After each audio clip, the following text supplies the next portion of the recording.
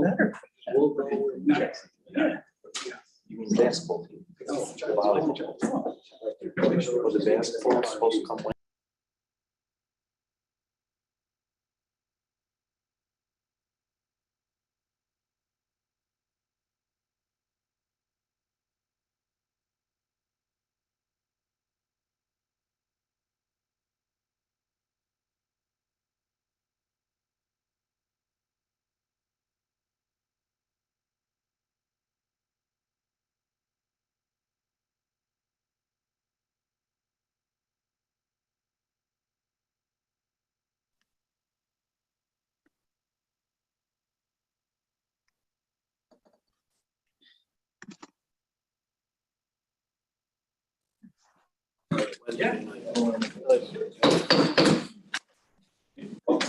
Meetings for Monday, March 13th.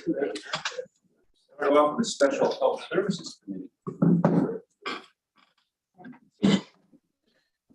Going to open up our Health Services Committee meeting this evening at 6:02 p.m. Resolutions, but before we get into those, we have Laura Churchill here with special guest Veronica to do a presentation on the opioid overdose. Thank you.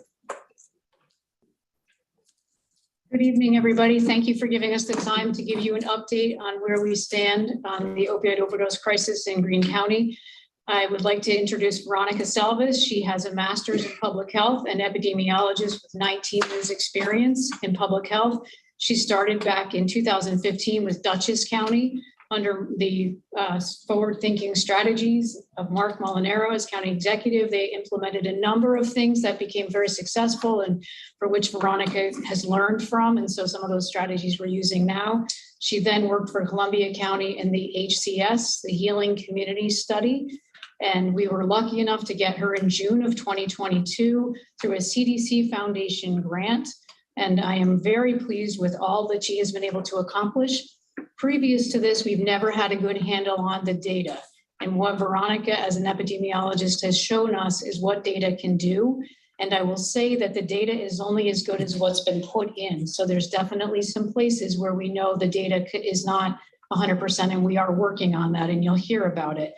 And I'd like to also just be a little bit positive. Some of these slides are a little bit difficult, they're hard, but we are in a much better place than the last time Jason and I stood up here in September of 2021.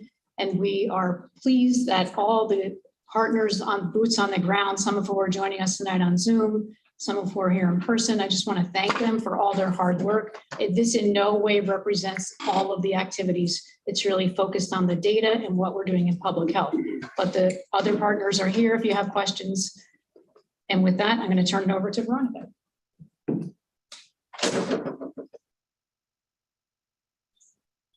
Thanks, Laura. Hi, everyone. Thanks for having me tonight. I do want to be mindful of time, so I'm kind of just going to jump right in and spare you any long introduction. But as Laura mentioned, we've got a lot of data looking at the opioid epidemic here in Greene County. But I wanted to actually start by benchmarking us with where we are in this opioid epidemic nationally. I realize in the back from having just been sitting back there that you probably can't see what's on the slides, but I'll do my best to articulate what we're looking at. So for those of you who've been around in this field for a little while, you know that this is not the first overdose epidemic we've experienced in the United States, but the scale of what we're experiencing now and have been experiencing going back to 1999 is massive. So we had another opioid epidemic in the US, and that peaked in 1979. 3,000 people died of overdose that year. 1988 was the peak of the US crack epidemic, and there were just around 3,000 deaths that year. Sorry, 5,000 deaths that year. In our current overdose epidemic, which started in 1999, there's over 1,200,000 people dead. That's more than all casualties in every US war going back to the World War I. In 2021, there were over 106,000 deaths in a single year.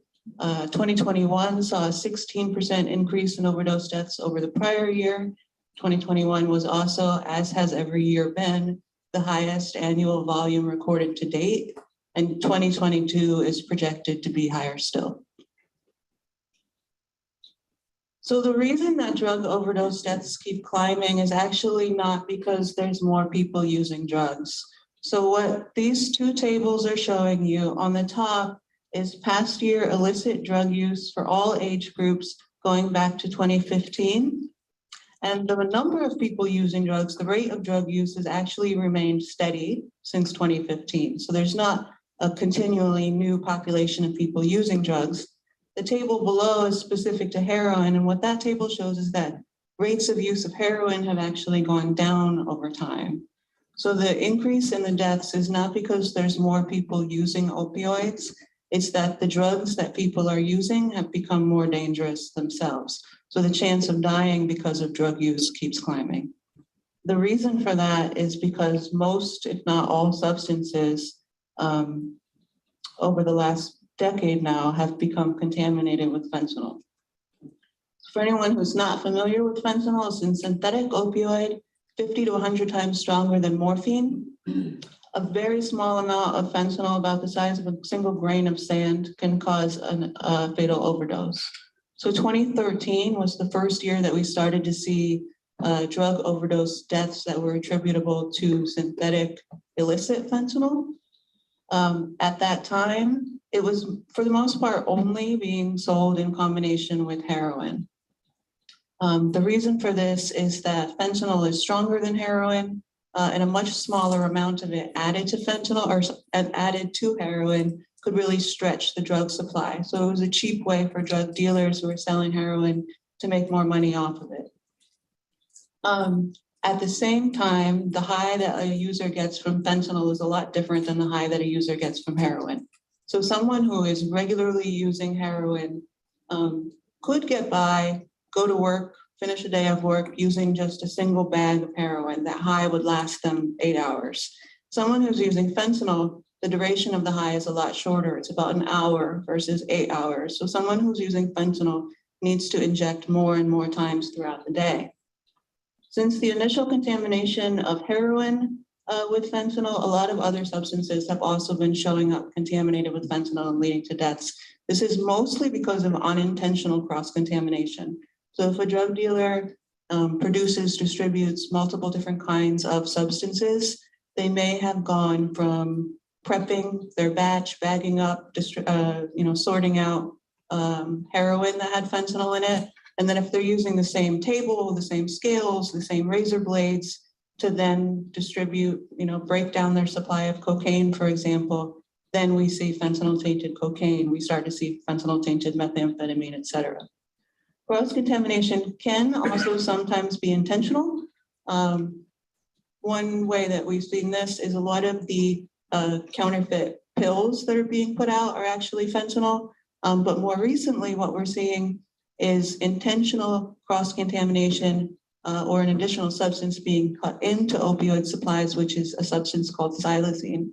Xylazine itself is actually not an opioid, it's a veterinary tranquilizer. We first saw it involved in an overdose death in Greene County 2 years ago. It's risky because it's not an opioid. So xylazine itself cannot be reversed using naloxone, which is how we usually prevent an overdose death.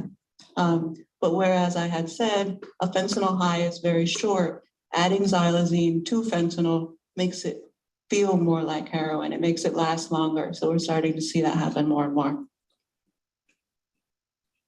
So now we're getting specifically into Greene County.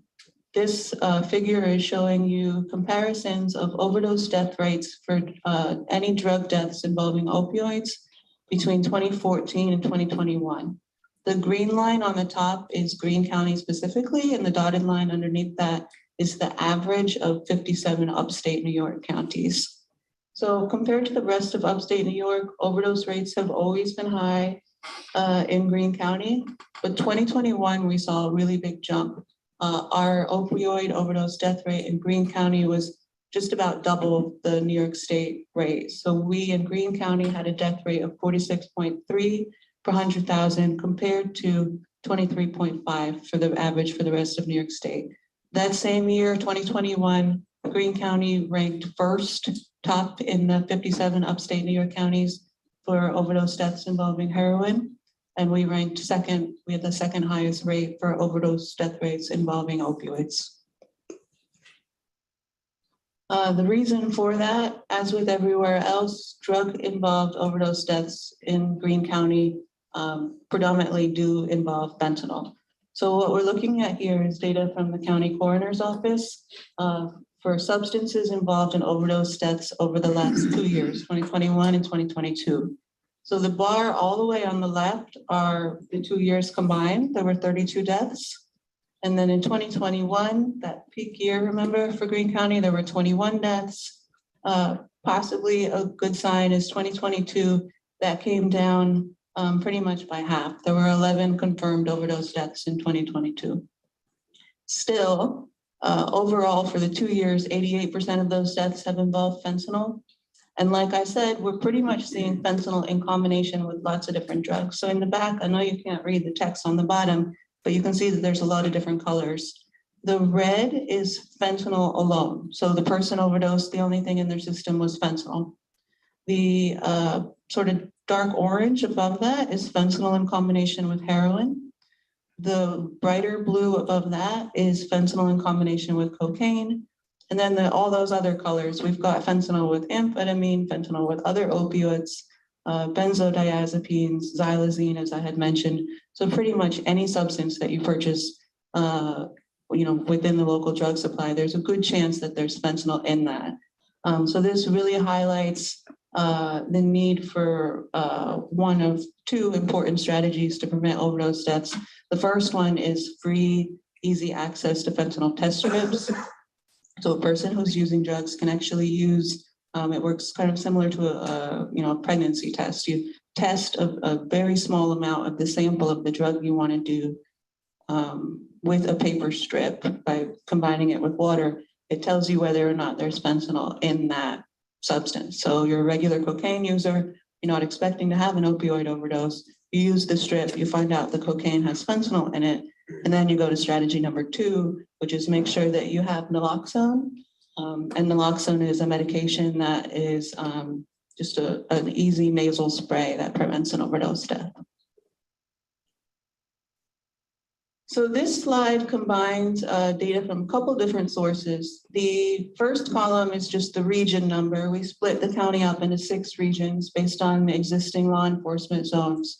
The second column is the total of fatal and non-fatal overdoses that first responders enter into an online database called ODMAPS.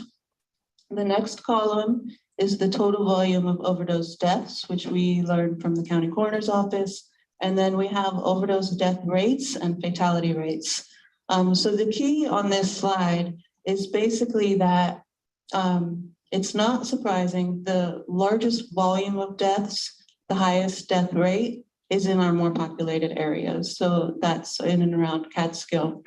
What we did find when we looked at available data is that whereas Catskill has the highest volume of deaths and the highest overdose rate, they actually had a much lower fatality rate than mountaintop communities. So this could indicate one of 2 things. One is that we don't have complete information. We get the fatality rate by dividing the number of deaths by the total number of overdoses. Again, those overdoses come from a database that first responders have to enter into. So we're working on a new system that automates that data entry. So we'll know soon whether or not those numbers are going to change and whether or not it's an issue with data entry rates. The alternate reason why that might be is mountaintop is people are a lot more isolated. It takes longer for first responders to get to them. If they need to be transported to a hospital, it takes longer for that transport to happen. They're also just farther away from providers who may be giving out community naloxone kits. So the fatality rate, for example, in Region 6, which is up around Windham, Ashland, Prattsville, is 67%. Compared to a fatality rate of just 12% in Catskill. So we do see a big disparity there.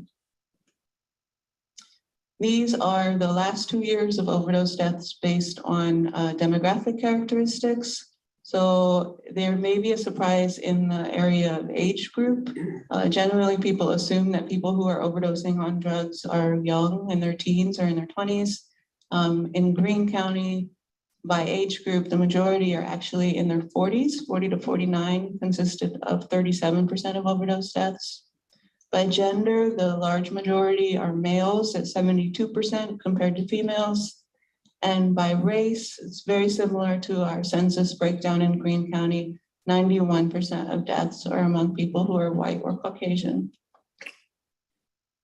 So next we wanted to talk a little bit about public health strategies that have been shown to be effective at reducing overdose deaths and also reducing infectious disease transmission that's associated with drug use. Public messaging, outreach, data sharing, like the meeting we're having tonight, community alerts is one way. Really just sharing information about the urgency, specifics about the risk and how risk can be reduced.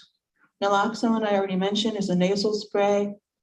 It's 100% effective when administered in time. That in time part does matter, but if an overdose involves opioids, naloxone will reverse it. Fentanyl test strips, we already talked about a little bit. Medication-assisted treatment, so that's basically any form of treatment that works as an opiate replacement therapy. So methadone, Suboxone, Sublocade, any of these are associated with a decreased risk of overdose with increasing time in treatment. So getting people into what we call MAT treatment and keeping them in treatment reduces their risk of dying of a drug overdose. And then lastly, access to sterile syringes. So injection drug use is the leading risk factor both for hepatitis C and for HIV. And the way to prevent transmission of hepatitis C or HIV is to make sure that people are not sharing syringes. So they need to have access to sterile syringes to reduce that disease transmission risk. In Greene County, access to naloxone, fentanyl test strips, and MAT treatment has increased dramatically through a number of different providers going back to 2019. Greene County does not have its own in-county syringe distribution program, but Project Safe Point, which is a program of Catholic Charities out of Albany County, does provide that service on a part-time basis in the county. So I mentioned public messaging. This is an example of an overdose spike alert. So the Greene County Health Department would put this out anytime there's evidence of a cluster of overdose deaths. So we have a definition for that. If there's more than 3 overdoses in a 24-hour period, it's what we would call a suspect cluster. So this could mean that there's a particularly potent batch of drugs, of pills that are being sold as Xanax, but are actually fentanyl or cocaine with fentanyl, and getting the word out about that fast to the community could reduce the risk of overdose death. So this is messaging that we would send out in partnership with about 20 other service partners in the county in the case of a cluster. Increasing access to sterile syringes. So we know that the prevalence of hepatitis C infection among people who inject drugs in Greene County is high, and it's higher than the prevalence nationally. Out of a sample of patients who have a drug injection history who've been treated at Greene County's family planning MAT program, 60% of them have a history of injection drug use, and of those, 61% have hepatitis or have history of hepatitis infection. Nationally, the prevalence of hepatitis C infection is just 53%. So we are above the national prevalence on that. And Greene County Family Planning has been working with the state health department to design what they refer to as a second-tier syringe access program. This would supplement the work that's being done by Project Safe Point and make sterile syringes available to this high-risk group of patients who are coming into family planning. And then lastly, this is a link to what I shared and a lot more data. We have a live updated online data dashboard. It sits on the Columbia Green Addiction Coalition's website. It's all of this data for Greene County as well as Columbia County. So the link is here. I believe you've gotten the slides, so you can go ahead and access more information if you're interested on that dashboard. And then briefly, these are just some next steps that we're working on. We have an aim to continue and expand the data work that we're doing, and to start designing collaborative data-driven strategies to address overdose deaths. We're also working on a plan to expand the MAT program within family planning and increase treatment linkages, particularly between public safety programs and Greene County family planning. There's a process that's referred to as overdose fatality review, which basically is like a case review of overdose deaths to start to look for common themes and develop recommendations on how to reduce deaths to overdose. I've already mentioned the second tier syringe distribution program in partnership with the state health department. And then the last piece here is just explore and pursue funding. There's actually a lot of funding out there for overdose prevention work.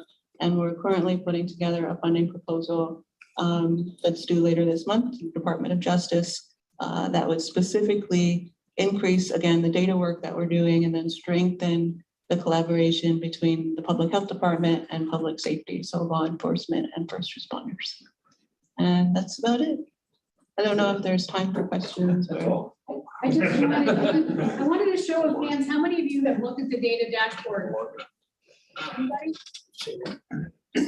I was going to ask, do we have that link on our website, on our It website? is on the public health website, but we made a purposeful decision to put it on the CJAC website as well, because we wanted a place for people to have resources. Right. So the advantage of putting it on the Columbia Greene Addiction Coalition is somebody that's looking at that can find resources for their family, their friends, et cetera, in recovery. But it is on the public health website. Is anybody tracing where this fentanyl is coming from? That is really more of a law enforcement question. We in public health are not looking at that. Good question. But when you guys collect data to come up with these numbers, does some of the data get passed on to law enforcement? Does people who are overdosing and get help inform you that, hey, I got this in Catskill and, and you collect that data and you can pass that on? Because quite honestly, you're just combating one drug with another drug, instead of preventing the drug from even getting there. So I don't know why we have given up. It seems like whether federally or state, they've given up on trying to get fentanyl just completely out of our country or out of our state. And that is just the craziest thing I've ever heard. Yeah, so the online data platform that I mentioned, ODMAP, that's actually organized by HIDA, which is run by a law enforcement group. It stands for High Intensity Drug Trafficking Agency. So law enforcement can see all of that same data in real time. They actually enter a lot of it too. Okay. They don't generally have people aggregating it. So that's what we've been working on locally. Like I mentioned, that grant application that we're putting in now would be a way to develop a county level coordinating body that would be co-led by public health and the sheriff's office. So we haven't had really that level of integration in the past, but it is something that we do value. I think fentanyl generally, the trick with it is just that it, again, is such a small amount, can go so far. So whereas heroin was coming in from Mexico, fentanyl is usually through the mail, through China. And it's, So the question for fentanyl is, if somebody's using and has fentanyl on their hands and goes and pays a convenience clerk a few dollars and it's on that. So here's someone who's not using drugs, gets fentanyl on their fingers or whatever, and all of a sudden they're in a potential overdose or death. I mean, I think the risk of an overdose, and this is, I've been confirmed because it's an obvious question that would come up, is could that cause an overdose? The risk of an overdose because of an exposure like that isn't really there. The substance does need to be ingested either into your veins through injection, snorted. So like the idea of aerosolized or from touching dollar bill, something like that, that's not going to cause an overdose. but it's still a grain of sand, basically, could kill you if you ingested that grain of sand. If you found the exact grain of sand and did it in just the right way, then yeah, it could. Okay, so back to 1979 or 1980 or 1980s when there was 5,000 total deaths. What changed from that time frame to 2000 or till 1999? Like I said, did the federal government and the state government give up on battling drugs Synthetics. coming in? It's really the drug supply itself. We used to have heroin that came from poppy, cocaine that, we had pure drugs basically. Fentanyl, so fentanyl is actually a class of opiates. There's 27 different analogs of fentanyl. You might have heard of carfentanil before. Carfentanil is basically, it would be a tranquilizer intended for elephants. Regular fentanyl is 50 times stronger than morphine. Carfentanil is 1,000 times stronger than morphine, and there's 26 others. And then, there's just a host of other drugs that are all synthetic. It's really easy for, underground chemists to just change a substance, make something new. And that's new. That's what we've been seeing in the last 2 decades. Thank you. So I have a question that when somebody has an issue with drugs or drug addict and they get put on like Suboxone, that's really just a legalized drug, right? That is being administered to them through a physician. But do they still? I know several people who still use other drugs to supplement that feeling. So what is really the purpose of the Suboxone? It keeps their body addicted to drugs, correct?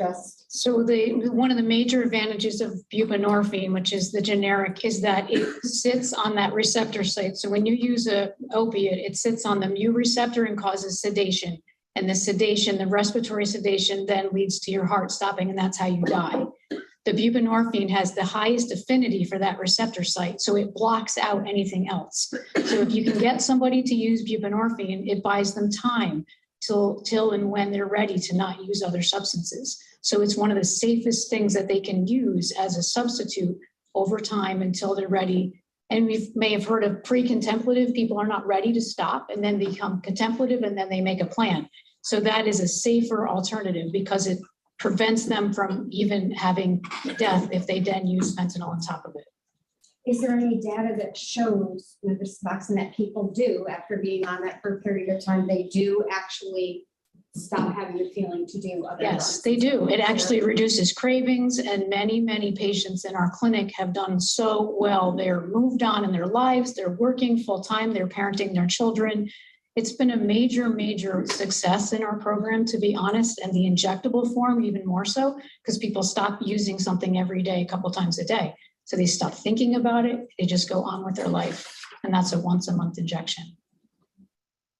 And one of the things in this BJA grant is a pilot program using the paramedic service where they would actually potentially give buprenorphine after an overdose, because naloxone will reverse that overdose immediately. And now you have a wide open receptor site, someone's in withdrawal. If you give them buprenorphine at that exact moment, you can prevent them from overdosing again, and then hopefully link them to treatment.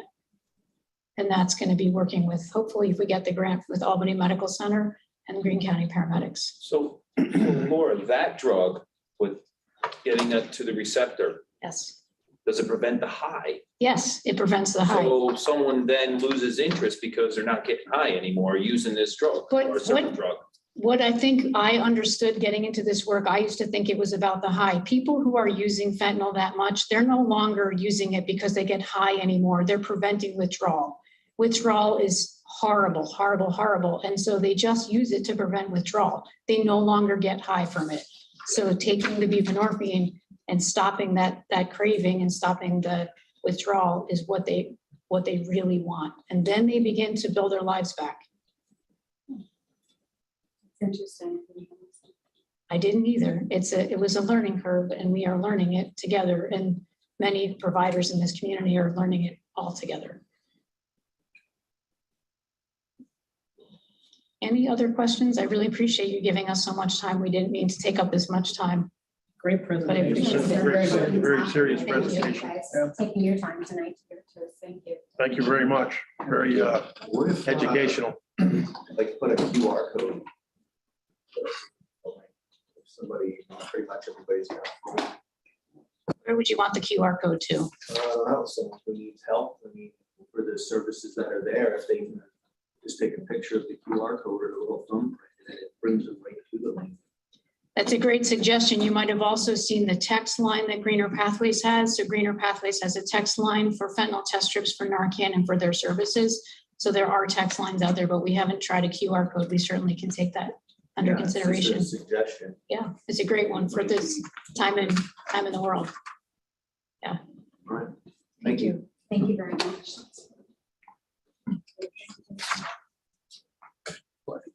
Okay, we have 3 resolutions this evening. First one, amended resolution number 183-21.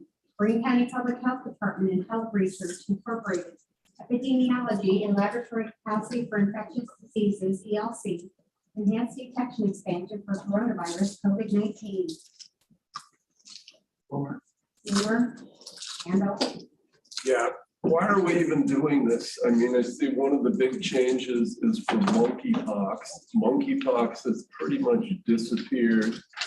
Have we really had more than one case in the county? We've had 2 cases in the county, and what this is an extension of initial funding that came out for COVID and was ending in June. It's been extended through the end of December.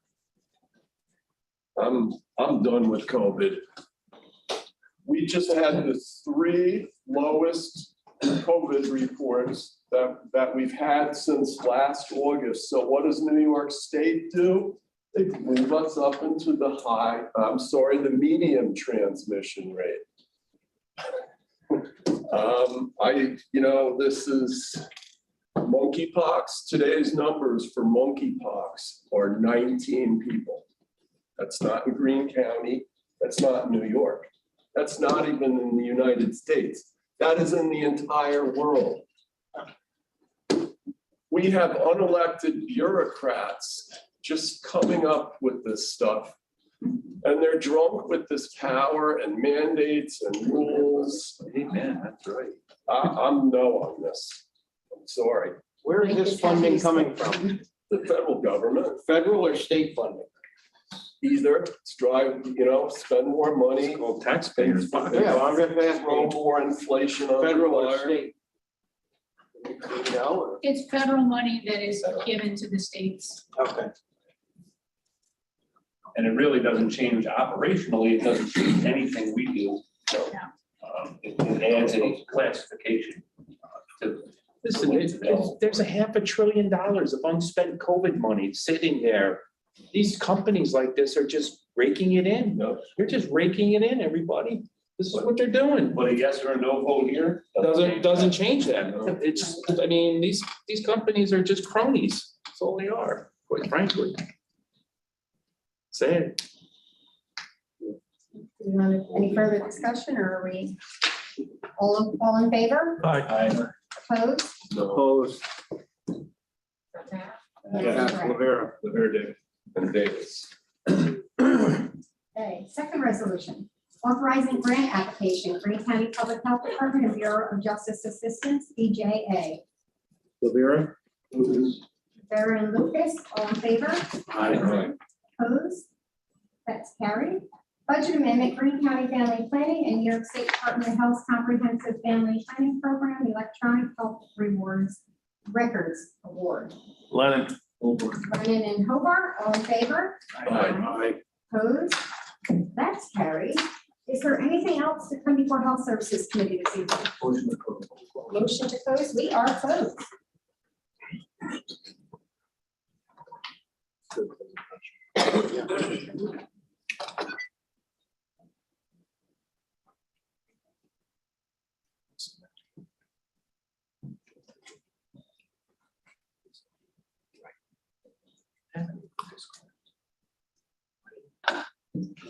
Thank you, ladies.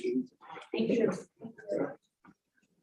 Thank you very much. Thank you, And Jason. Thank you. Thank you.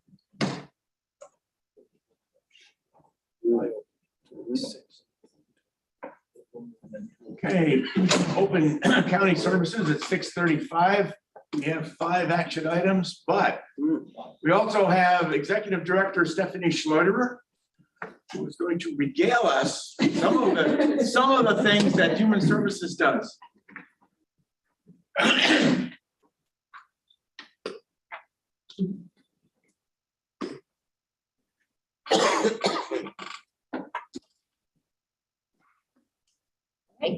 Good evening, everybody.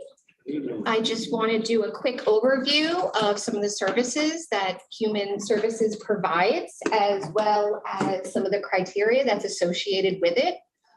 We have personal care level 1, which is considered hands-off. It is shopping, laundry, preparing meals, things of that nature. Earlier in December, in January, we had subcontracted in for the personal care level 2, which is the bathing, showering, nail clipping, hair care, medical reminding, feeding, encouraging fluids, changing clothes and dressing. That is still going forward. We have on the bottom, you're going to see the total number of clients that we have served per month. Right now, we are at 13. That does include River, Valley, and the Mountaintop. There is still no waiting list for that service. We have PERS, which is considered the personal response system. That is if one of the case managers goes into the home and determines if the patient or client could be a full risk. We also provide medical transportation, and we have 3 outside vendors that we also use: Healthcare Consortium, Coxsackie Logistics, and Greene County Veterans. They are limited to 4 times a month for transportation, and they are wheelchair accessible. On the bottom, you will notice that we service 140 clients per month for medical transportation. Our home delivered meal program, the eligibility is to be 60 and older, unable to stand and prepare your own meal, or not to have any outside assistance when it comes to family or friends, neighbors, things like that. Since COVID has started to lift, we have now had our shopping bus back, which has been really great for our seniors. There's a different area each day that's picked. There's a day just for the Mountaintop. They're able to go to Price Chopper. They're able to do their shopping, get out, do some socialization, as well as be able to be provided transportation to go into the congregate sites for meals. And the last is the evidence-based classes. We have just contracted with the YMCA to do bingo size. That is going to be 2 days a week for 10 weeks total, 45 to 60 minutes each session. That is going to be at all 5 senior centers. And it also has shown to improve lower body strength and also again with socialization. On the bottom, you're going to notice our congregate meal sites, Coxsackie and Catskill, have had a rise, 20 and 15. Acre, Athens, and Jewett are between 10 and 12. We are almost fully staffed in Athens, so we are hoping to have some more types of activities that go on in the Athens Senior Centers, as well as Acre and Athens, or excuse me, Coxsackie and Acre are also trying to find different ways to be able to get the congregate numbers up. Does anybody have any questions for me? Overall, how is the staffing then? Are we getting the care the elderly people need in Correct. the county, whether it's the Mountaintop with the additional pay scale? Are you Yes. finding that's been a solution?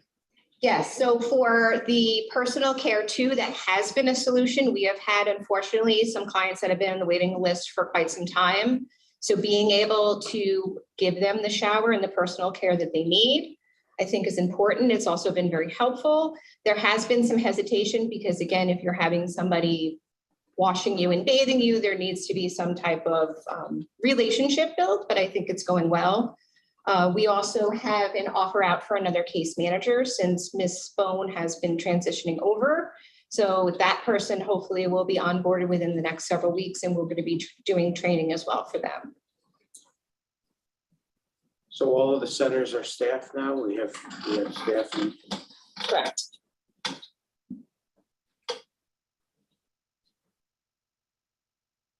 Does anybody else have anything else? All right, thank you very much. Thank you. Thank you. You're welcome.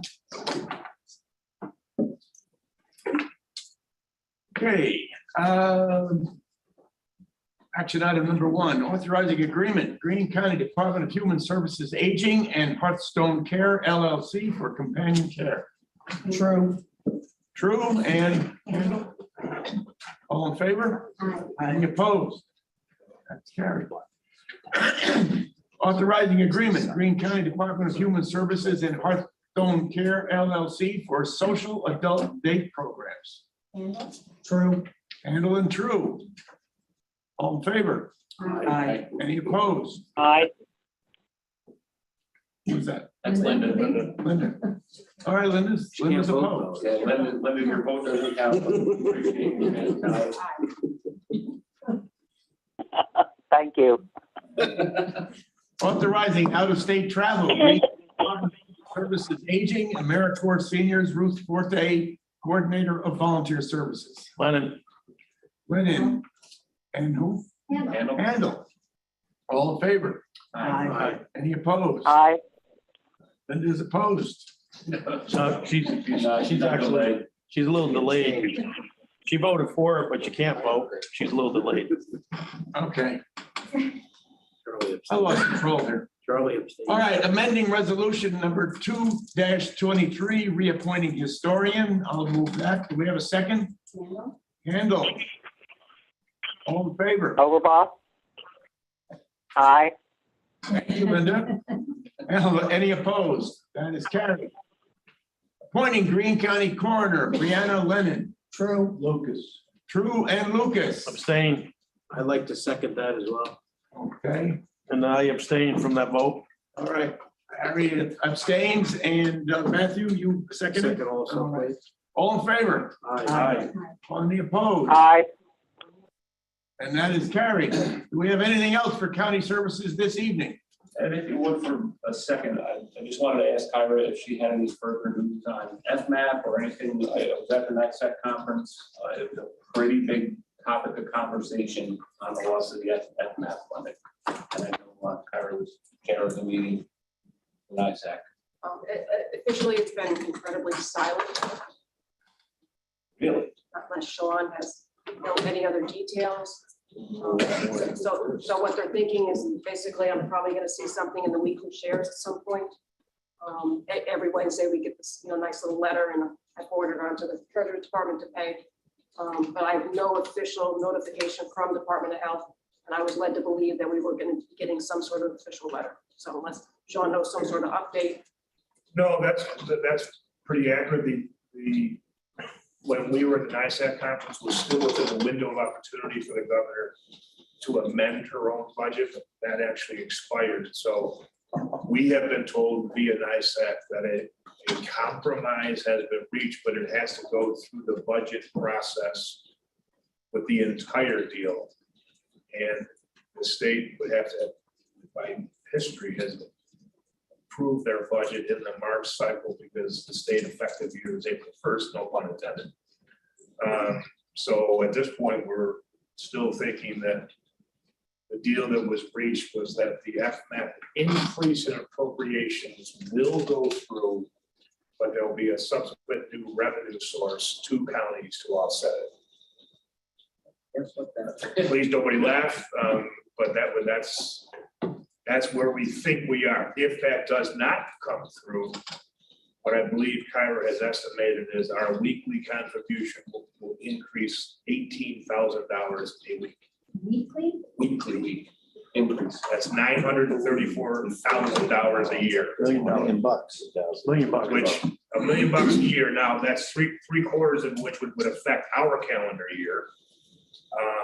So this is as Pat said, this was topic du jour every day at the Desmond as to where this went. In the handouts at NICSAC, they changed that number. NICSAC believes that number is $1.2 million. For Greene, you mean? We're Greene. Well, that's a full calendar year. Okay. So the impact we were talking about is what we have left in Okay. 2023, because we go on a calendar year and then it's a state fiscal year. Now, new revenue, if there is a compromise, of course, next year or the following year, that could be reduced. The conflicting thing here is for this statewide, this is approximately $650 million of the state passing down to the counties this expense, when by the state's own admission, they're looking at a $6 billion surplus. So it seems conflicting when you don't send down expenses when you're sitting on piles of money. There's kind of a conflict there. That's what the position was of NICSAC. Why are you doing this now? You're sitting on $6 billion. That's a B. But the budget negotiations continue, and Do you ever get to see their bank accounts to see if there is $6 billion there? they don't audit it. They don't allow audits by us, no. Very interesting. But Mr. DiNapoli, our controller, has he used the same terminology as his presentation as well. He actually applauded the state because the first time the state is putting money into fund balances and reserve funds, which I've never done before. He applauded that action. Something that we have done here as well, but we have set up reserve funds for specific items. So I was happy to see the state follow us in that practice. But Karen, do you have anything else from your weekly reports? Yeah. So what we're thinking is gonna happen is once April 1st comes, technically they can charge us those Correct. additional dollars and they'll communicate in this email to me.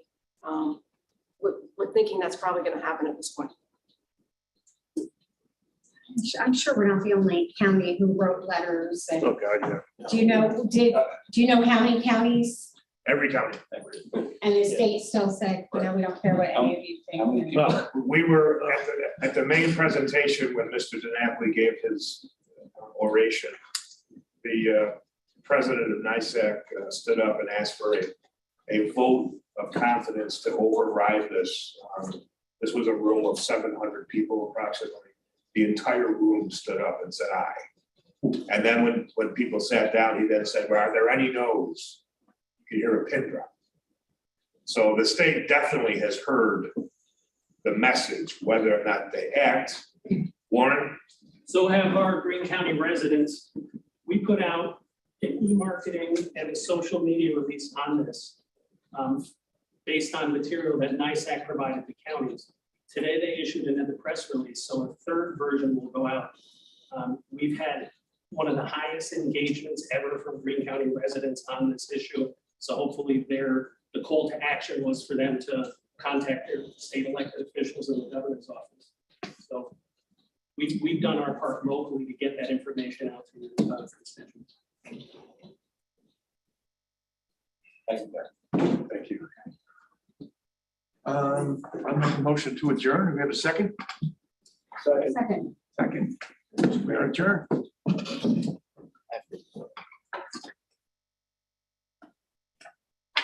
Thank you.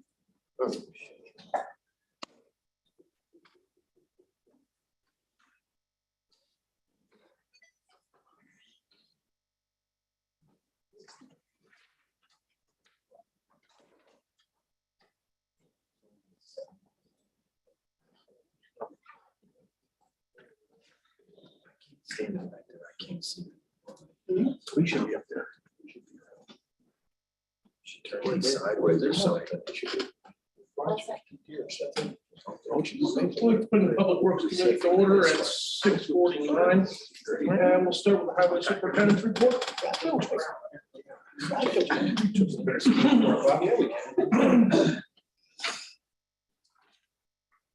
The major topic today is obviously going to be the storm, but I'll get to that at the end of this.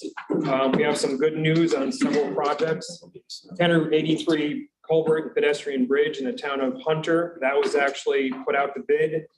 We have a large number of interest. We have about 18 people apply for the plans, which is great. This is early project to put out. So we've gained some interest already. Same with Timberlake Road Bridge in the town of Lexington. That also was put out to bid. The opening for the Kenner 83 project is March 17th coming up, and the Timberlake Road Bridge opening is March 23rd. So once those numbers come back, with all this interest, I'm hoping to get a very good number. So we at least have two projects most likely going this year. Bloomer Road is right behind it. We should get the authorization to advertise from the state. Hopefully the end of this month. As soon as we get that, we could put that out to bid and see what numbers come back for that. So we have 3 federal projects going this year. Kenner 2 culvert in Lexington. That is also, the structure was cast and is ready to go. As soon as the contractor's ready, June 15th is when we can get into the water. So on or about that date is when it's going to start. Kenner 1 culvert replacement in the town of Halkett. We got the flood analysis back from our engineers. That structure looks like it's going to be substantially larger than what we expected. So we're going back to the CWC and we're going to find out what kind of funding they have available for the construction. County Route 23C culvert replacement in the town of Jewett.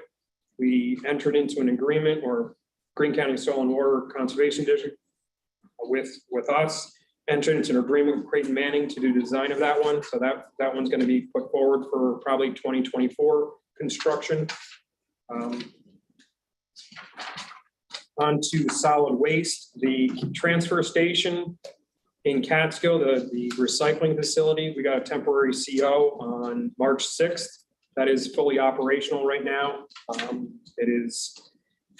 It's surprising how quickly we can fill the building. Even that building right now, it's in constant production.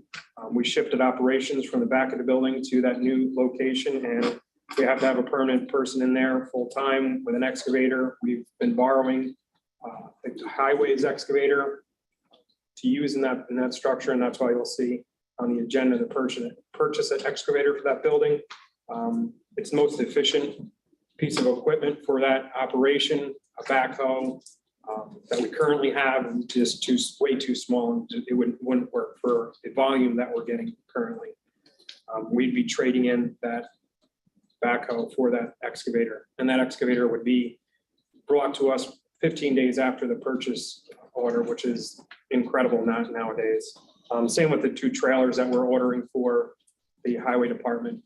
I mean, those 2 trailers from the place in Caro, not only are they the cheapest, but they can actually get at least one of those trailers immediately, with the other one a couple months behind. All the other distributors are 12 to 18 months out. What are you putting on those trailers? Rollers? Rollers. The current utility trailers are too small for the larger patch rollers that we purchased. Just to put it out there for Catskill and kind of segue into what's next on what we're planning on doing. The Catskill residential drop-off area is the next major project that we're going to be looking to do. Just as it serviced over 38,000 customers last year. That's just Catskill residential drop-off area. That's not the commercial side that goes over the scale into the main building. So right now it's if anyone goes there on a weekend, it's a logistical nightmare. So it's to logistically get around, we need to do a major Surprised we haven't had more accidents. Well, that's Matt, Yeah, at the that one. point, so we did what we call a trudge, we did a field exercise. Our county attorney was having heart palpitations as he watched the traffic flow, et cetera. Why, every So, time I go there.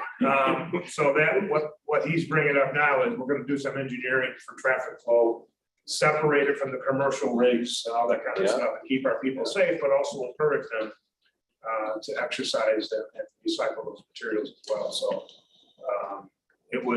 it's an old tired facility for the most part, and we needs an uplift. Absolutely, and the number of customers that we service there has exponentially increased, so. Why is that? Why did it exponentially increase? It could be twofold, the cost of commercial pickup at your end of your driveway has gone up. So they're dropping off more, people are using our stations more often, recycling, we're encouraging more recycling, recycling is free. That is something different than other counties that are around us. If it reduces the amount of not only waste that you have to pay for, it's cheaper, so. And that's what we're encouraging our community, by having this single stream recycling facility for the commercial side. It allows us and our community, our residents, to do their own recycling for free if we bring it to our station. Between increased recycling and now Compost. Thank you. We're talking a fairly significant amount that we're removing from the waste. Absolutely, absolutely. I mean, I think that's the overall goal for us as well. We want, I mean, at the end of the day, we're always going to transport our waste somewhere else. So we want to reduce how much we do transportation and disposal. So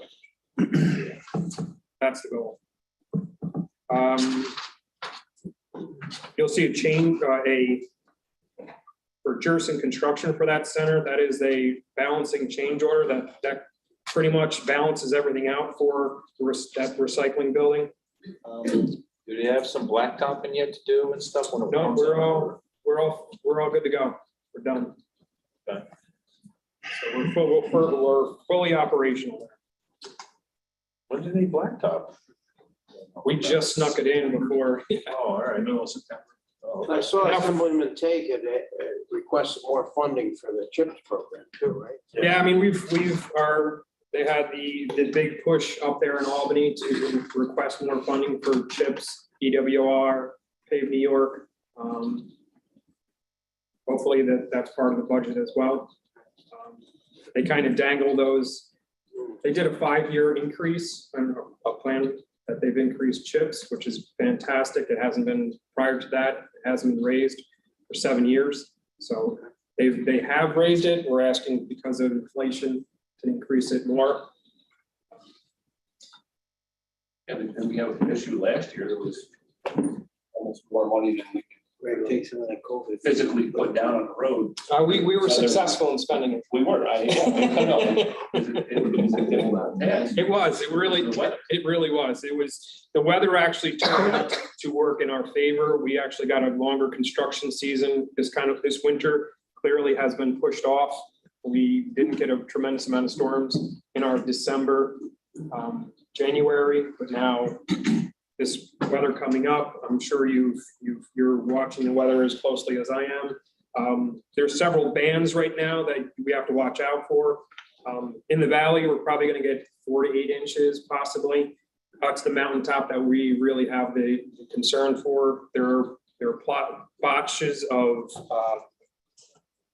18 to 36 inches possible. So those bands are what we're trying to concentrate on. It's going to be heavy, wet snow, so there's going to be trees down. And our guys are not only going to be plowing snow, but most likely using chainsaws to clear roads with trees and brush and whatever falls into the road. They said about visibility too, is Heavy winds tomorrow evening. 40-mile-an-hour winds. tomorrow evening. So that's roughly when the time we're going to get the most amount of snow, and it's forecasted to be heavy, wet snow. So it's just that alone is going to do some damage on the trees. So Our crew is, our trucks are outfitted and ready to go. So we're going to be running from 4 a.m. tomorrow morning until most likely tomorrow evening. So It's going to be a long if I day. may, I think some of you saw the governor did declare for, I think it was 13 counties or so, including Greene, states of emergency. So in theory, it does preclude us from needing to declare our own. However, Dan King is in the operations center, and he's getting, right now, he's got 4 reports of counties, Dutchess, Albany, Rensselaer, and Schenectady are declaring their individual decks as well. Doesn't give them any additional prohibitions. Schools, I think, are already canceled. For the most part, all schools in Greene County have been closed for tomorrow already. So I would encourage if you don't have to get out tomorrow, I would encourage most drivers and the public that I would encourage them not to be on the roads. Our crews are going to be out all day long, as well most villages and towns. So what about like our employees? Are we doing remote or? Mental health will remote, but they kind of have been in that vein all along since COVID as anyways. At this point, I have not planned on canceling operations here at the building. I would expect a percentage of call-in of employees. Central Hudson had a conference call. They have 430 people on call right now from several different states and municipalities and areas. They expect anywhere from 10 to 40,000 customers out of service because of the snow and wind. So you're only going from 4 to 8 down in the valleys? In the Hudson River Valley. So once you start getting closer to Carroll, Durham, now you're starting to get exponentially more. The bands are kind of moving away from the Hudson River. As you get closer to the mountain top, it starts exponentially going up. 18 to 36 is right in the mountain. Wyndham, Hunter, Bradville. Yeah, and East Durham. That's Jim, can you shelter in place for 72 hours? Absolutely. Need bread and milk. I am ripping. Scott, I got a couple of questions. On my snowmobile the whole way, 100 miles an hour, I'm doing it. So, First time. as you know, the recycling center in the Carroll Park's doing very well, been open approximately a month now. They have an employee down there, Don, he inspects what people are bringing in, assists people. So that's working out very well. So I thank you guys for that. Second thing is, I know we talked last fall about one of the first projects of this year, be coming down the hill in Pearline on 24 with that major flooding area there. When you come down in the. From Mountain Avenue? Mountain Avenue, 24, Correct. 24, Mountain Avenue. Correct. That hill there, is that still on schedule to be done, one of the first jobs? One of the, that comes across into the. It's in It's in Pearline. Driveway. Yes. Yes. That, I We went have the by, structure, we have all the material. so I went by today, it's It is. a lake again. We tried to get it done before the winter. We just couldn't fit it. Right, so we're on schedule to do that. 100%. We Okay. have all the material. It's been ordered. We're ready to go for that project. Okay, thank you. Same similar issue on intersection of County Route 51 and 26. Whether from one side of 51 to the other on the north side.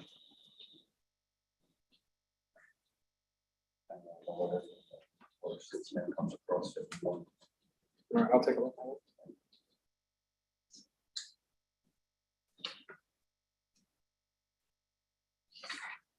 Anything else? Just be safe. Tomorrow's gonna be a tough meeting, so. What's the EOC? What's the hours of the EOC? Dan's open right now. He has not called in additional staff. As the rest of it is open. Going to be open all day tomorrow into tomorrow. He'll be there tonight. Okay. Are you going to the EOC? How's that work? No, Dan and I in constant communication. Anything goes down, he's either calling me or I'll call him. Okay.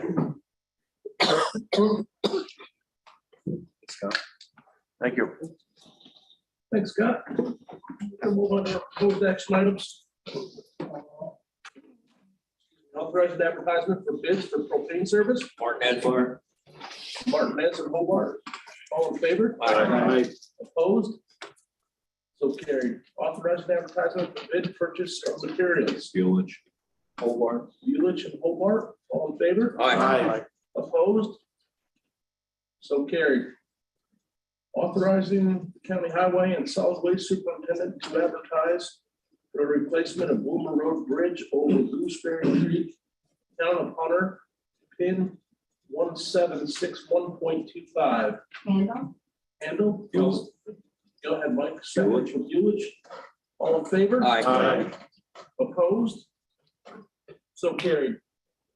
Authorizing the county highway solid waste superintendent to advertise for the replacement of Timber Lake Road over Bross Street Hollow Stream Bridge, town of Lexington, pin 1761.21. Hobart. Hobart second. All in favor? Aye. Opposed? So carried. Authorizing the county highway and solid waste superintendent to advertise for replacement of County Route 83 culvert and pedestrian bridge, town of Hunter, pin 1760.23. Village. Should handle. All in favor? Aye. Opposed? So carried. Authorizing amendment number 1 necessary for the completion of the design phase for replacement County Route 83 culvert and pedestrian bridge, town of Hunter, pin 1760.23. Hobart handle. All in favor? Aye. Opposed? So carried.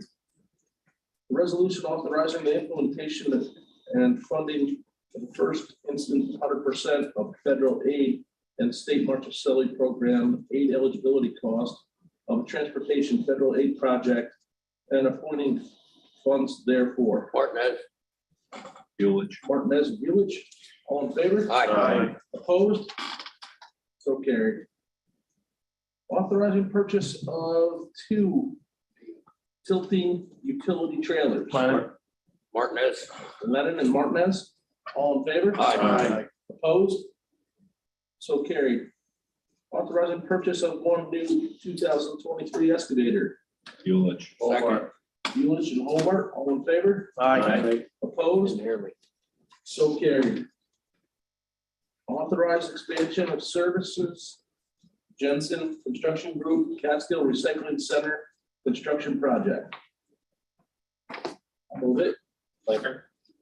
Second from Linger, all in favor? Aye. Opposed? So carried. Is there anything else to bring before Public Works Committee? Motion close. Motion to close. Second by Handle. We are closed.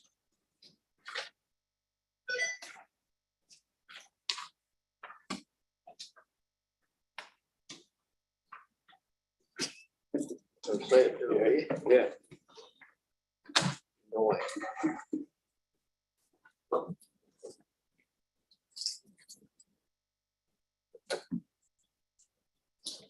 Linda, do you want to do your committee, or you would like to do it?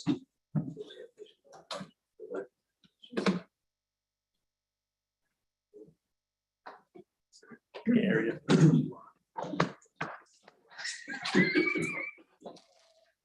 I'd like to call Economic Resources Development and Tourism Committee to order at 7:07. We don't have any action items here before us tonight, but we do have Warren. Any updates? March 28th at 10 a.m. is the next TAC committee meeting. It's at the EOC. If any legislator can make it, it would be a good meeting to attend because we'll see the 2022 end of year report and the 2023 market strategy for tourism. And then our new planning, or I'm sorry, tourism director would like to come next month and give a brief update to the board. What time of the day? 10 a.m. 10 a.m. at the EOC. Warren, I just had one question. I know last week they awarded a taxpayer grant to Coxsackie. What is it specifically for? It's a competition by economic development region that municipalities apply for. It's called the Downtown Revitalization Initiative. And Coxsackie and Catskill put in applications this year. It's available public information, so you can see what each municipality applied for. And Coxsackie was awarded $4.5 million to go towards the project that they included in that application. So that I can look and find what Coxsackie Yeah, put in place. Is the village of Coxsackie free to hand that money to private people who have property in that corridor? State's got to come in. yes, it's state funds and it's based on. Taxpayer funds. It's a combination of public projects, private projects, the private project. The projects, the public funds that go into the private projects provide a match and leverage private investment and create a certain number of jobs. So I have a PDF of the submitted application. I'll send it to the board. That'd be great. Great, thank you, Warren. I think it was in the press release too, wasn't it? It's sort of in the press release, but I don't think they have it actually narrowed what specifically they're spending the money on yet. That committee to look at that. I think they applied for a little over $7 million, if I remember right. So typically what'll happen, just like they did with Tannersville, when Tannersville won the large deal, right, $10 million, the state assigns a planning team to that municipality to work with them, to bring them through a process to go from a plan to specifically projects, because there's other steps of eligibility and other things, like any grant. And that'll take quite a while to do. There will be a process for that, and the state will allocate funds in a special planning group to work with Coxsackie. That's the garden spot of Greene County. My garden. Still over the. Well, I mean, there's a $2.5 million there. They just put last year, what, 3.2 million into the boat launch? Yeah. Aaron Flack's place, what was his grant? It's a state, Yeah. it's a state. 6 million. And then you had Tannerville with 10 million last year, so I'd just love to go to he's these a record of getting state tax. private refund business taxes. like an Aaron Flack and say, well, I'm a taxpayer, so I should stay in your place for free. I Try. mean, what the hell is this crap? I mean, I pay taxes. I am tired of these so-called philanthropists acting with our money, taxpayer money, like big shots, handing this money out to these other private enterprises or whatever. Well, it could have been sent also. Could have been, but it's still, I mean, when is the public taxpayers gonna stand up and say enough of this? Just my 2 cents, but anyway, anything else before economic development? Motion to adjourn. Well, I know, Lose just an control. update, I know James is putting a letter of support together for a program at the college. They're working through Columbia Greene Workforce Development. We didn't vote on it. And from the legislature, there's one, Okay, what's that? and a letter. And a letter from the legislature. Which the chairman may have already signed. Oh, okay. So this is to support like their non-credit courses for clinical services, local nursing homes, LPNs, to help them get some credits. So they're applying for this grant. So they, she actually, the director over at Columbia Greene reached out to me.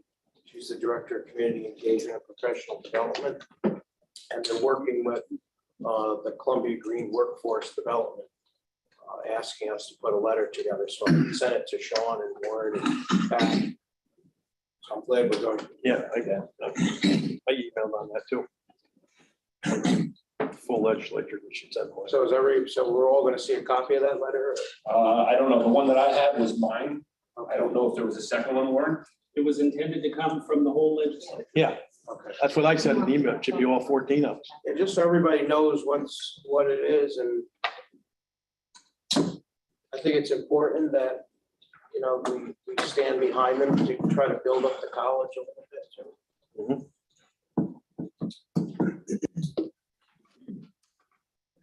Anything else before economic development and tourism? Motion to adjourn.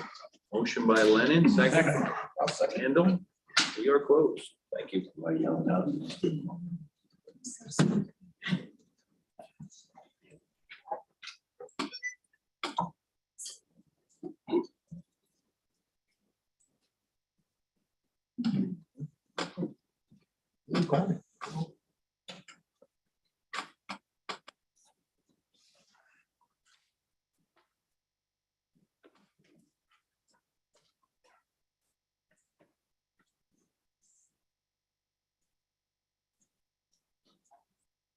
Okay, I'd like to open government operations at 7:14.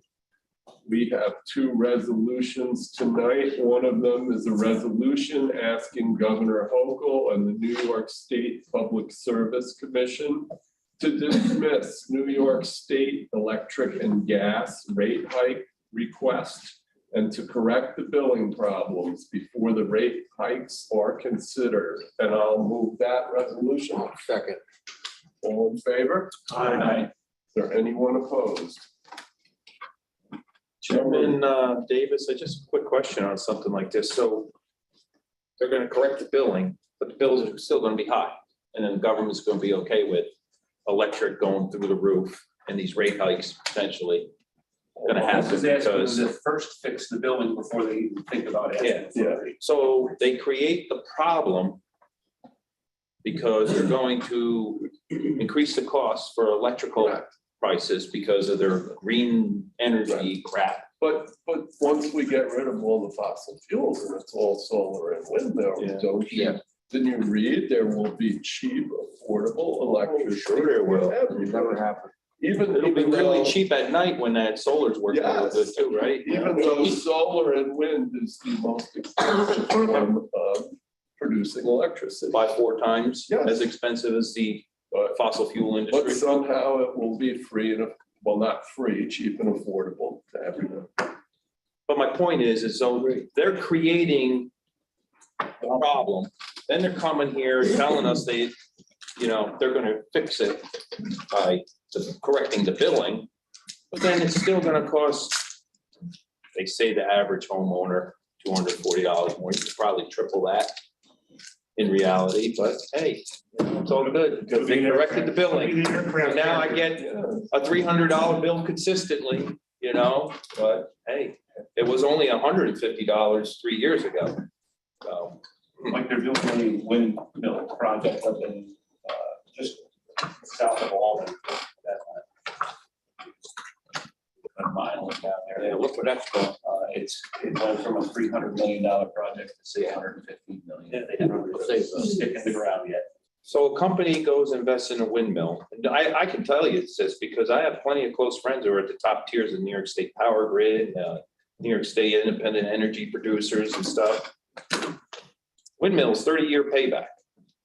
The average lifespan of a windmill is 14 years. Oh, my God. The repair on a windmill after 14 years, you might as well tear the whole thing out and put a new one on because just for the crane alone, that's got to go 350 feet in the air is $1 million to get it there. So, And a lot of maintenance in between. and a lot of maintenance. And killing a lot of birds. So, It's all good. Hey. It's called new math. You can use that. Common Core. With a straight face. That out of our system. Thanks for letting me do that. I knew you would chirp right in. now, Mike? I knew you would chirp in. Yeah. Number 2, establish capital project 137, Greene County camera systems. Lennon. Mr. Davis, if I may, could I ask Greg Oren to come up and talk about this and anything else in IT?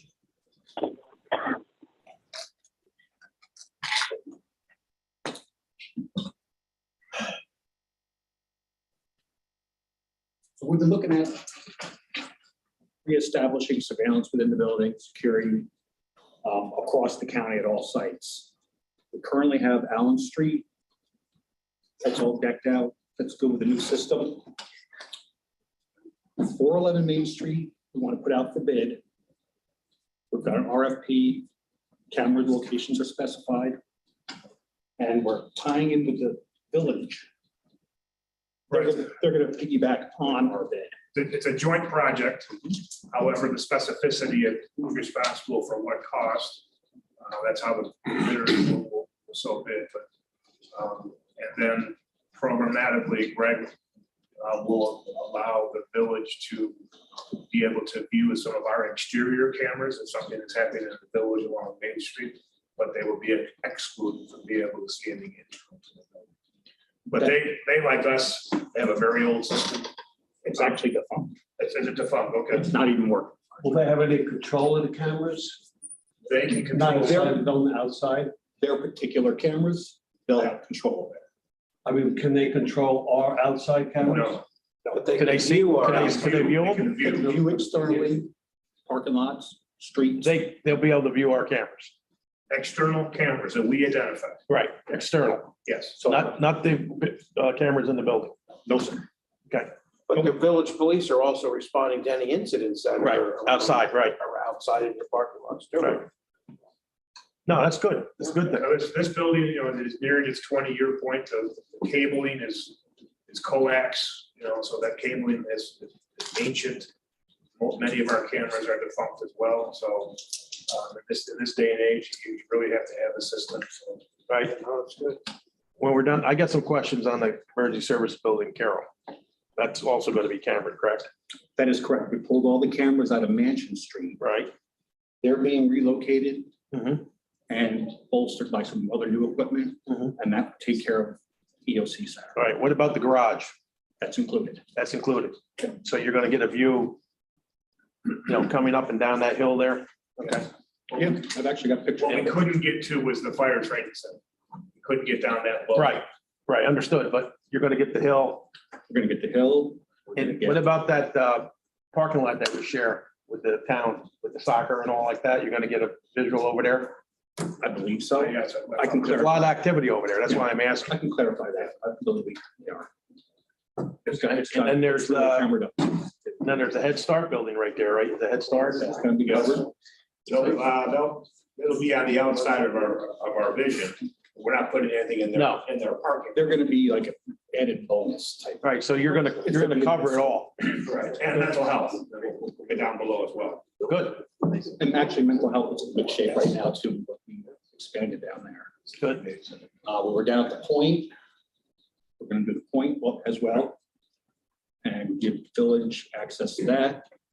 Try and tie in Dutchman's Landing. We're still working on the logistics of putting up what they call a mesh network, where it's all done wirelessly, transmitted back here, and the village has access to At that. the point, once the wall is fixed, we have those cruise ships come in. You have people debarking from the boats, so we'll be able to pick those up as well. And hopefully there won't be more cars driving off. So can we do a parking spot in the river? It'll cover that area. It's also gonna cover where the sheriff's proposing to put their docks in to house their boats. Good. Well, so the camera project is moving along. Sounds like you got it covered. We should So have the bid out. Dutchman's Landing, will there be a camera in our parking lot that's in there, or? I'm not sure. There's the point is not Right, Dutch. Dutchman's Landing, we have a certain area where we park. So the village, the part of the village project is putting cameras on the building, what is the little Delta, Yeah, that- right. over there. Playground area. And when we have events, we park. We would be able to access camera view as well. And part of the proposal is that it's expandable. And if we decide, hey, we need another 2 cameras, a blind spot someplace. Right. Same vendor comes in, expands it, wires it up, no conflicts. So we're not doing like a mix mash. How confident are you with a new system that we at least can go another 20 years before cameras? So I really don't want to hear 7, 8 years that these are outdated and we got to go with something new, because just a rollover of technology money. So. Well, and that's kind of hard to say because technology is changing quick. Well, I understand. I mean, and this technology is changing, but I would say 15 years. 10. You might push it to 15, but But 12ish. with the infrastructure that we're putting in with it, it's merely replacing devices then. Camera, right. Yeah. Because right now, what we gotta do is we gotta build the technology, the connectivity between everything. Yeah. Right. And that's gonna be the bulk of this project. gotcha. Once you have that in, cameras are cheap. When I say cheap, $140, Right. 200. It's the infrastructure we need to make sure. It's the infrastructure we need to put in Wire the place. servers, the backup. Storage. Your DVR, you got 30-day storage. I might not want to be on the camera in 10 or 12 years. That's what I'm getting at. There'll be a front and side view for you. So that's the thing people have to realize too. You got a 30-day storage. That's pretty much it. It costs you a lot of money to get a 60-day storage. So within that 30, No, not exactly. no, No. So within that- 60 days, there's not a big jump. right, so if you got a 30-day storage, that's just what it is. On the 31st day, that first day is erased. Correct. So people have to realize that if you need an image, you got to get in there within that. But we window. also are bolstering this with cloud storage. So all your solutions these vendors have now, store data in the cloud, so we can keep it for a little bit longer, while still maintaining internal access. So like if we cut the internet wires tomorrow, we could still run for 60 days and still have all our, well, that wouldn't be true because we would lose external, but every site will have a DVR in place. So you'd have to physically go there, retrieve the data. Sure. Yeah. And they carry it on a thumb drive or what have you. Now, this is going to be done in conjunction with the village for this bid. Is it also going to be opened up where anybody could piggyback on this? Or from another town? We haven't gone that far because in our plan, we have the specific plans and the camera angles, so the unit pricing, we probably could address the bid spec for the unit pricing for equipment, but that probably would not include wiring, No, I get that. microwave Each one of hobs. those would be kind of its own project and unique anyway. But as far as hardware goes, it might not be a bad idea to add that into our language. Say that anybody should piggyback on this as far as equipment. Yeah, I Think of I'd that. probably do that. I was thinking. But it can't be the only ones looking. No, or needed. Yeah, or needed. Or the wireless. Why have 14 towns in Revised villages trying to do the same thing when we may already have a solution to part of. Good job, Greg. Good job. So did you say the towns could? We'll try to add piggyback language. The unit pricing on equipment is an easy thing to do. Right. Yeah. Specificity to a project might be a little bit different. Warren often, he has a roster of bidders that we have predetermined rates per hour and that kind of stuff that you might be able to. There is a piggyback provision in the RFP.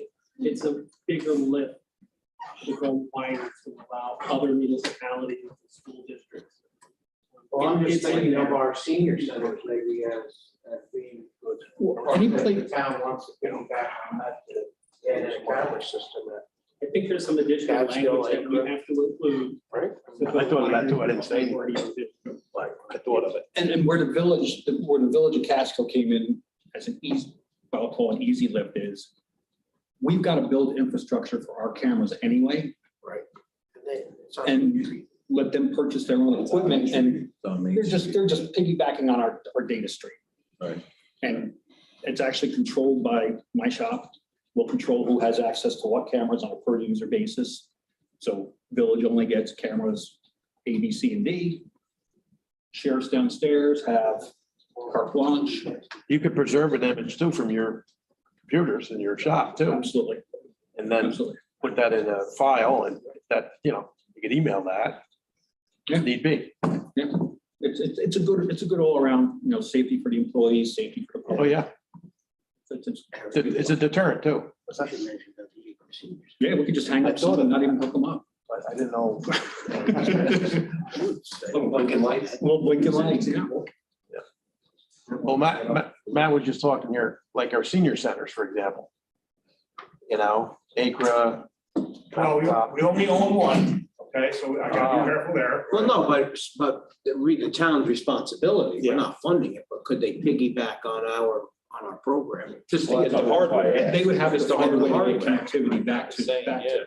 In order to do it, we have to have that language in the bid. Right. If it's not in the bid, then people can't figure. Yeah, I'm not sure if the town has the money to actually No. be involved in such. We'd have to get some numbers. Yeah, And I don't want to slow a project. yeah, I don't want to make We this can get into some a, basics. into Mount Everest. Is this something that we could add on down the road? If nothing else, if we had an interest in a town that needed some assistance from our resources, having done this, we could lay them a nice pathway to, here's what we did, here's how you do it. Here's the technology you're gonna need and approximately how much it's gonna cost. So we can lend them the knowledge, we can be the knowledge base to help them do what they need.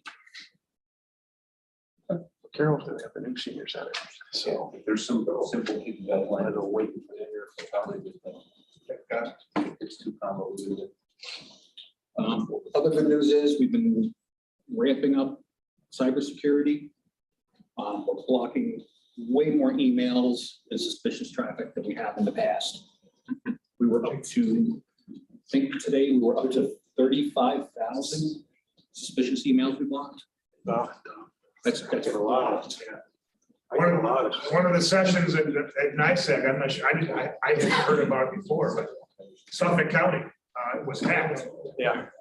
2 days before election, last November, shut down the entire county network.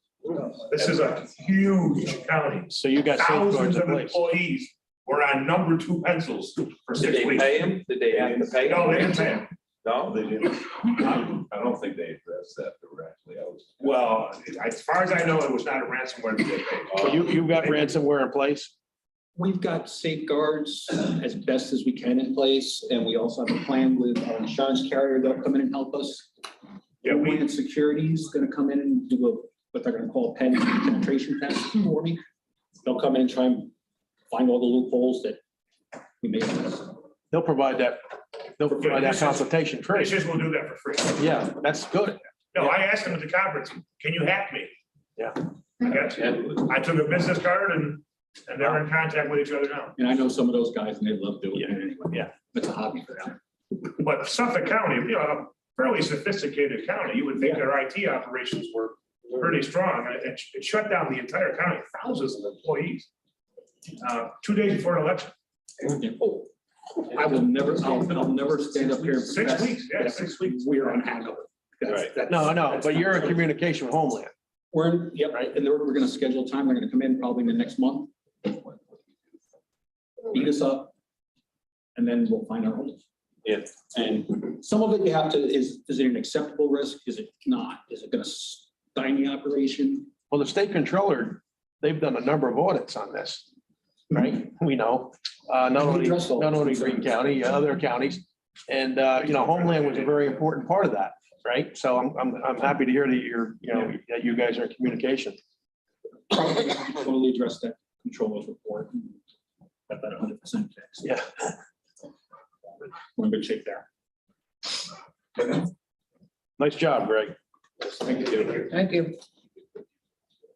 Okay, so that was moved and we had 2 seconds. All in favor? Aye. Is there anyone opposed? Is there anything else to come before government operations? Chairman, if I could, I'm just gonna put our county attorney on the hot seat for a minute and Ray Ford. We got notified of another NISAC issue that without the assistance of our attorney, 62 counties would have been paying a whole lot more into another issue. I'll let Ed expound on that. Great help. Well, actually, Ray brought it to my attention. He was at a meeting with county assessors, and the whole story short, the governor had a bill in the budget where the surpluses from our in-rent tax foreclosures will go to satisfy the banks' mortgages, and any excess would then go to the homeowner. The county would get none of the proceeds ever from its in-rent tax foreclosures. I don't think it was very well thought out. There were a great deal of legal nuances that were not addressed in the bill. And what had happened was there was one glaring error in the bill as written, and NISAC had jumped on board to help the governor's office correct their bill to get it through. And I took exception to it in writing, laid out to them why they should be killing the bill, let alone helping the state taper their square peg to fit the round hole. And give kudos to everybody. Everybody jumped right on it. By the end of the day, we're told it's out of the budget. Nice. Oh, great. Nice. However, It'll be better. there's a Supreme Court case out of Minnesota that'll be hopefully decided, not hopefully, but they say will be decided by the end of this session, which addresses the same issue of any positive cash. Different bill, but That being said, if the Supreme Court comes back with a decision that's not in our favor, just because we have to return surplus to homeowners doesn't necessarily mean that we have to take care of the bank's liens first. It doesn't mean the banks don't have to protect the lien of their mortgages, because if they did, they wouldn't be in our in-rent tax foreclosure to begin with. It also means that if they're going to put this thing through and forward, that they'll have to amend the United States Code as relates to the 2-year period that a trustee in bankruptcy could come in and look for funding after we've returned the money. There's a lot to it. And ISAC has promised that if it does come, when it comes around again, that I'll be at that table.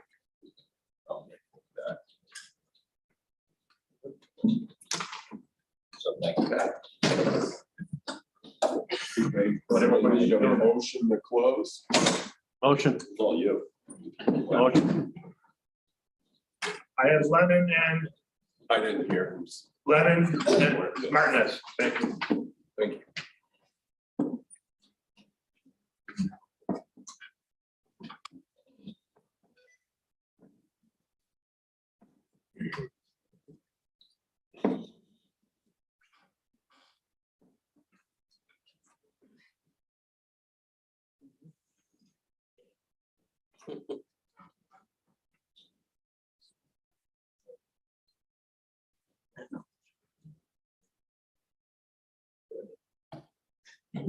Ray?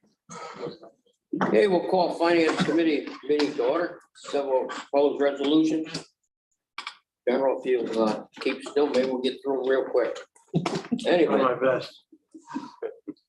Hope I don't lose control. First is a resolution asking Governor Hochul and New York State Public Service Commission to dismiss New York SEG rate hike requests and to correct the billing problems before rate hikes are considered. Davis, I'll second it. Anybody else? All in favor? Aye. Opposed? That's carried. Second, the resolution urging action by New York State legislators to advocate on behalf of SUNY Community College to increase funding to community colleges in the state budget. Lennon. Hold on. Who seconded? Tommy? Yeah. All in favor? Aye. Opposed? That's carried. Number three, authorize agreement between Greene County and the Columbia Greene Community College Foundation authorizing payment. Davis. Davis? Hobart. Seconds it. All in favor? Aye. Opposed? That's carried. Four is authorization, authorizing application to the New York State Division of Criminal Justice Service for alternatives to incarceration funding. Davis. Davis. Linger. Mr. Linger seconds it. All in favor? Aye. Opposed? That's also carried. Number five, authorize the county highway and solid waste superintendent advertise for the replacement of the Ed Bloomer Road Bridge over Gooseberry Creek, town of Hunter, bid number 1761.5. Bloomer Road? It says so here, Ed Bloomer Road. Oh, Davis. who's go- Mr. Davis? Who seconded it? Davis Lavere. Little general, all in favor? Aye. Opposed, that's carried. Six, authorizing the county highway solid waste superintendent advertise for replacement of Timberlake Road over Broad Street, Olive Stream Bridge, town of Lexington, pin number 1761.21. Lennon. Mr. Leonard. Bueller. Bueller seconds, all in favor? Aye. Opposed, that's also carried. Number seven, authorizing county highway and solid waste superintendent advertise for replacement of the county Route 83 culvert and pedestrian bridge, town of Hunter, pin number 1760.23. Davis. Davis. Lennon. Bueller, Mr. Leonard seconds it. All in favor? Aye. Opposed, that's also carried. Number eight, authorizing amendment number one necessary for the completion of the design phase for replacement of the county Route 83 culvert pedestrian bridge, town of Hunter, pin number 1760.23. Davis. Davis, Mr. Chairman. Chairman, seconds it. All in favor? Aye. Opposed, that's also carried. Number nine, a resolution authorizing implementation and funding in the first instance, 100% of the federal aid and state Marchicelli program aid eligible costs of a transportation federal aid project appropriating funds therefore. I take that. Lennon. Lennon seconds, all in favor. Aye. Opposed, that's carried. 10 is authorizing purchase of two tilting utilities. Hobart. Hobart, myself, all in favor. Aye. Opposed, so carried. 11, authorizing purchase of one new 23 excavator. Lennon. Leonard, Mr. Hobart, second. All in favor. Aye. Opposed, that's carried. 12 is authorizing expansion of services Jensen Construction Group, Catskill Recycling Center construction project. Davis. Bueller, Mr. Davis, second. All in favor. Aye. Opposed, that's carried. 13, authorized agreement, Greene County Department of Human Services, Aging and Heartstone Care LLC for companion care. Lennon. Lavera.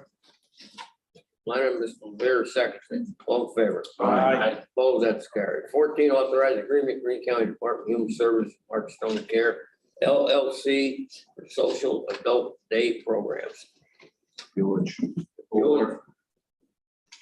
Hobart. Hobart, second. All in favor. Aye. Opposed, that's carried. 15, authorize out state travel, Greene County Department of Human Services, Aging, AmeriCorps Seniors, Route 40, Coordinator of Volunteer Services. Davis. Julie seconds, all in favor? Aye. Opposed, that's carried. 16, authorize agreement and budget amendment, Greene County Public Health Department, Greene County, New York, Mental Reserve Corps, and the National Association of County and City Health Officials. Sherman, Davis seconded it, all in favor? Aye. Opposed, that's carried. 17, authorize grant application, Greene County Public Health Department, Bureau of Justice Assistant. Davis and Mr. Lavera, all in favor? Aye. Opposed, that's carried. 18, appointing Greene County Coroner. I'd like to make that motion. Abstain. I'll second. Bueller. Mike. Mr. Lennon. I abstain. Lennon abstained. Davis. One more time. Who else? I abstain. Would you, Harry? Do a second. Yeah, there was a couple others. Mike, yes, we Harry, would you do? I think it's a good move Anything else? on our part. All in favor? Aye. Oh, that's carried. 19, establish capital project 137, Greene County camera system. Don't make that. Hobart second. Thank you. Thank you, General. Welcome. All in favor? Aye. Opposed, that's carried. 20, budget amendment, Greene County Community Service Board, HCS Columbia University grant. Lavera? Davis seconds it. All in favor? Aye. Opposed, that's carried. 21, budget amendment, Greene County Family Planning, New York State Department of Health. Comprehensive Family Planning Program, Electronic Health Records Award. Martinez, who'd like the second? Davis. Mr. Davis. All in favor? Aye. Opposed, that's carried. 22, budget amendment, Greene County Public Health Department Performance Initiative. Incentive initiative. Yeah. Award. Here's that. Davis. Davis and Mr. Lavera. All in favor? Aye. Opposed, that's all carried. 23 is authorization paid claims highway. Hobart. Lennon. Leonard, second, all in favor? Aye. Opposed, that's carried. 24, authorization paid claims, Martinez, would like to second. Lennon. Mr. Leonard, Mr. Hobart, all in favor? Aye. Opposed, that's carried. That's the end of the. Chairman, Martinez. Have the treasurer with us. Chairman, there was one resolution, a resolution in Greg's committee, wasn't on this for the COVID money. I didn't see That it. was in the, that That was, was on mine. Oh, the three that that were on health committee tonight are not on here. Oh, There were three from the special health committee that are not on. Oh, there's one is on there. Yes. do we have to make sure those are all on there then? Yeah. Yeah. No, the epidemiology one says Rainy Attorney say that. That was not on here.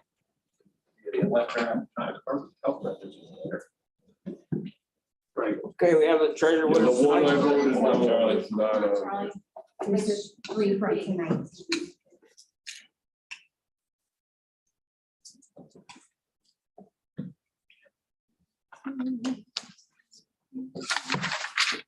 One, it does not need to be, it's not, there's no money. oh, that's, yep, okay. She'll take one. It's-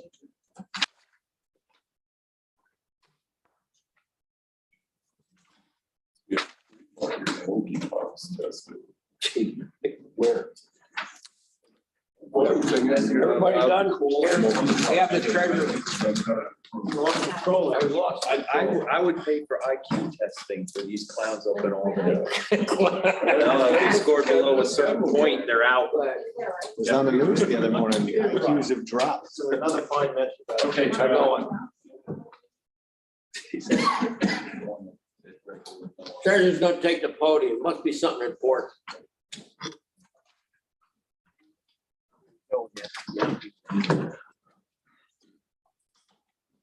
We have a good financial report this month. Numbers are looking good. Payments on delinquent taxes are up. 2023 collections are up. Delinquent taxes are down by a significant amount of money. Sales tax is like unexplainable. Collection status, we're in the early stages, so we're doing pretty well. There are some issues, though, that I need to raise tonight that you need to be aware of. You may have been enjoying your weekend. I've spent my time on the internet and in the Wall Street Journal and any paper I could get on the That's banking what I thought. failures. The implosion of the banking system. Unbelievable. Just totally unbelievable. The stupidity of the people who ignored regulations is beyond my comprehension. So we're going to watch that pretty closely. We're going to watch also pretty closely what the Federal Reserve does. And I think that the county attorney presented very well the process of in rem that the budget from Albany was supposed to do, you know, make everybody whole except us. Hopefully we will be able to defeat that. And just as an aside, that has nothing to do with this, I need to advise you as a trustee of the college that the college will, at the end of the month, Monday through Wednesday, the college is being evaluated for accreditation by the Middle States Association. There's a document that it's not released yet, 100 pages of what they stand for, what they do, and everything else. So I will keep you apprised of that. I think it's going to go okay. That's about it. Unless anybody has any questions, then don't ask me if I know how to solve the banking crisis, because if I did, I wouldn't be standing here tonight. Peter, just a quick question. I know last week Sean had sent an email about this. We got info on sales tax collections.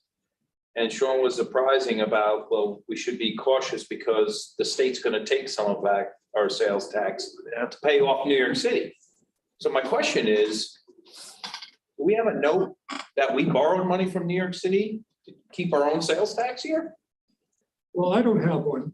You don't have one, Sean, do you have one? I'll check. So they're just magically saying that upstate counties took money from New York City sales tax generation, and now we gotta pay them back?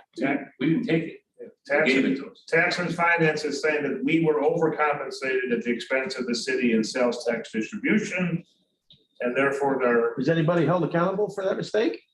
well, you'd have to call Tax and Finance. Well, there you go. We are. There you go. So there is 5 more correcting periods this year, which would then in theory put New York City back into its full collection for sales tax. Would anybody in this room pay back a loan onto a bank if you know you didn't borrow the money from them? No. Well, it wasn't a loan. They didn't, in a sense, overpay us. Our taxable sales and services everywhere in every county in New York State, with the exception of New York City, went up. Their taxable sales and services went down. So, okay. Because look at all the people from the city. Which is spent the business entire in pandemic general. up here. So in years past, when New York City was, and we were, did Oh, we yeah. get money from them? No. No. Well, I'm not saying I agree with it. I'm just telling you how. Just saying, I mean, I want to know who audits New York State Tax and Finance? Who audits the state comptroller? Who audits them? They know it themselves. Oh, they self-audit. Oh, yeah.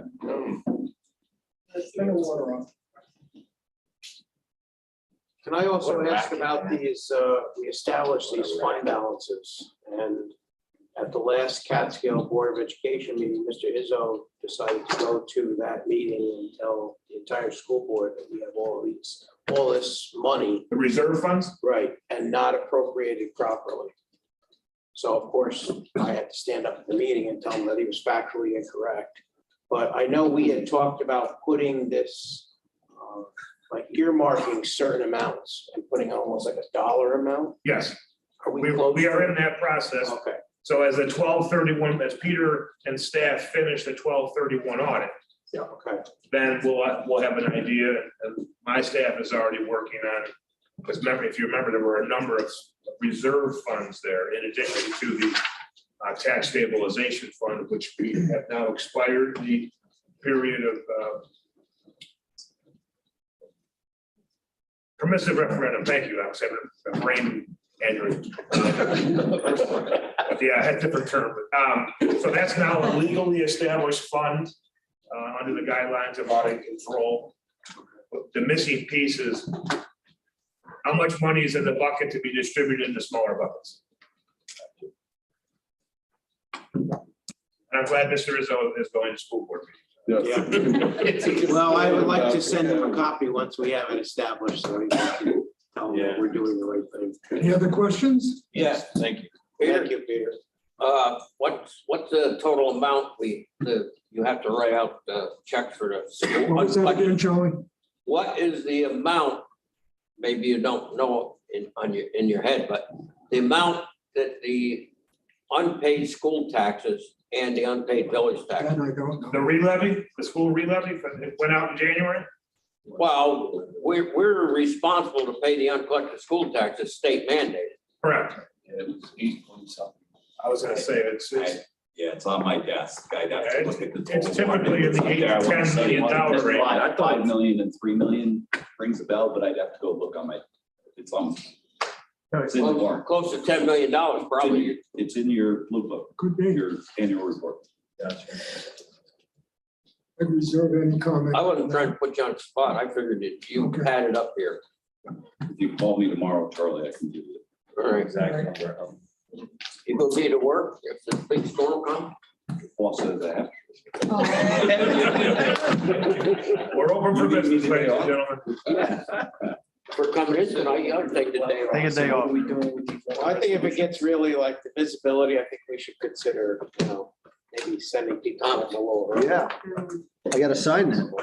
Yeah, but I think we gotta hold back until we get some money. Harry's got money to lend. Oh, here we go. Harry hasn't got any money. There we go. You better. Got a satchel full of IOUs over there. Somewhere else in this room. I knew that was coming. Yeah, are we done with finance yet? Lost all control here. I did lose control, but that's okay. I'm staying right. It's another fine. Motion to close. I'll second. Second it. We're close. Thank you. Thanks for coming, everybody.